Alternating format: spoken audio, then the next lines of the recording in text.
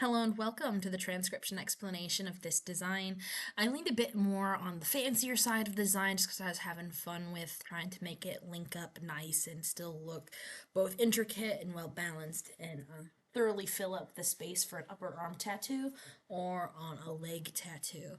So I tried to use the best of both worlds for that other simplistic design, the kind of straight up and down one.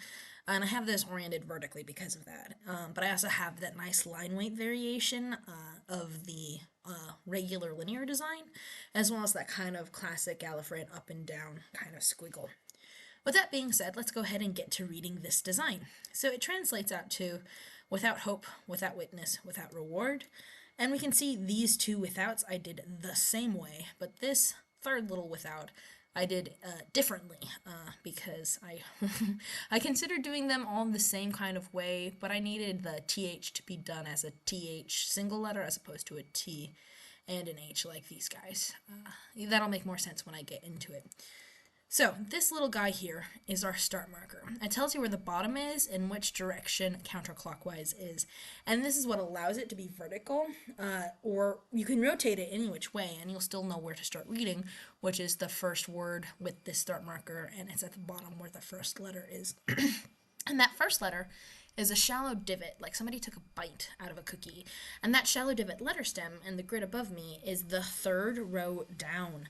And there are two lines ending on this. So you have this thin line passes through it, and this thick line, well, there's only one of that thick line. But the reason why it counts as two line modifiers is because it ends in two places. It ends both here and it ends here. And I do that trick a lot in this design. In fact, we can see one here and one here on this H. Again, another two line, except that one's a deep divot, so top row instead of the third row shallow divot. But anyway, W, two lines on a shallow divot. And then an I has a line going inwards. And when consonants and vowels are together like this, you read the consonant before the vowel. So that's the W and then the I. And then this T is a shallow divot with no modifiers. And here's a deep divot, so like a horseshoe, so we're in the top row. And there's two lines ending on it, just like the W. And then our O is attached internally, and it is on the line of the consonant stem. So if we see all the little circles at the side of the grid above me, the O little vowel is on the line of the consonant stem. And that's different than if it was by itself, because a letter on the line of the word circle is a U, I, or an E. But an O is internal, so it's on the line of the consonant, not on the word circle. So that's the difference between the vowels. And here is our U with a line going outwards, and then our T is a shallow divot with no modifier. So there's our W-I-T-H. W, here, shallow divot, two lines. I line going inwards, T, shallow divot, no modifiers, H, deep divot, two line modifiers, O, internal, U, line going outwards, and then a T, shallow divot with no modifiers because the line passes through it. So that's without. And then this word starts with a deep divot with two lines and H, O, internal, this P has two lines, and then our E is centered. And this filled in circle is a comma, and it's on our sentence circle around here. So that would be without hope, comma. And then this W, shallow divot, two lines, W, I line going inwards, and then this TH crosses the line of our word circle, and then our O is internal, attached to that consonant stem, U line going outwards, and then a T. And I have to be kind of careful with making that O big. It has to be small like the other vowels, otherwise it could look like a P because it has these two lines on it, except this is the TH stem with the O attached to it, so W-I-T-H-O-U-T. And the difference between, again, that and a P is a size variation. So this is smaller than our consonants.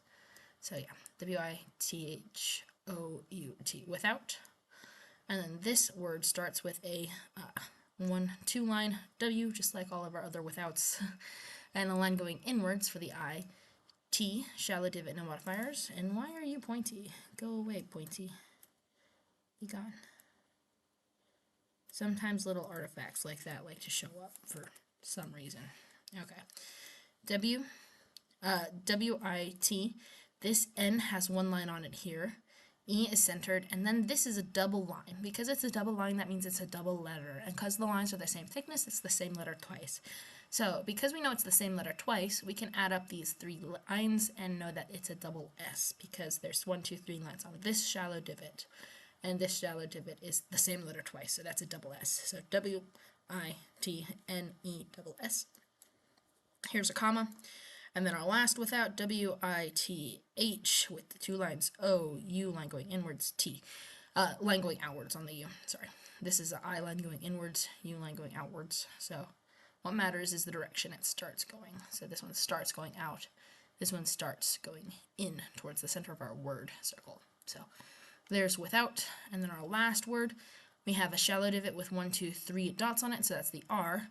And then this E. So normally consonants are read before vowels, but each slash through a vowel moves it up one letter in the stack. So this slashed E would be read before the W instead of after it. So R, then the E, then the W, then the A outside the word circle, the R with 3 dots, and then the 1, 2, 3 dots on this deep divot D. So R-E-W, R-E-W-A, reward, yes, R-E-W-A-R-D. That's how you spell reward, because it's right there. But yeah, so that is that design. Without hope, comma, without witness, comma, without reward. And that's that. I hope you like it. Thanks. Bye.